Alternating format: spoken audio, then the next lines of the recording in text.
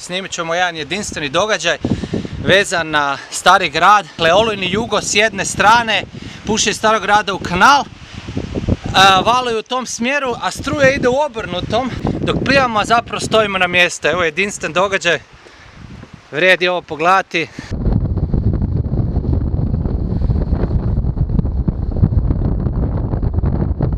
Leti u kontravjetar, evo plimnog vala.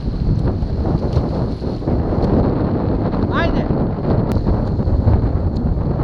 Olujni vjetar u ovom smjeru, a on jedva se kreće.